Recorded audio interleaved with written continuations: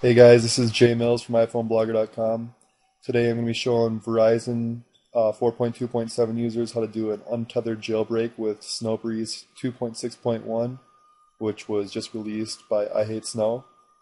So basically you want to open 2.6.1 and hit the blue arrow in the bottom right corner.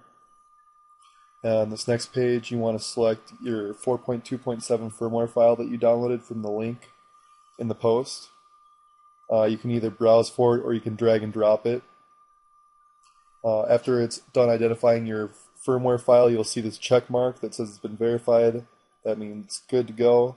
So you can just hit the blue arrow again. For this tutorial, I'll be using expert mode. Doesn't really matter.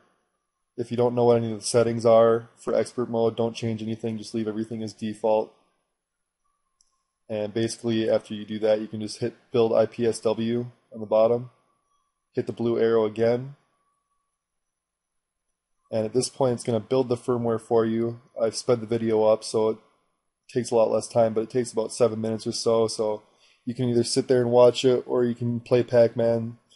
I Hate Snow has built Pac-Man into it, so you can do that if you want. After it's done, it's going to tell you to put your phone into DFU mode so that it can put it into Pwn DFU mode. This is required for restoring a custom firmware. So you want to start with your device turned off. After it's off, press the start button on the bottom and it'll count down from 5. Once it gets to 0, you want to hold home and power at the same time for 10 seconds.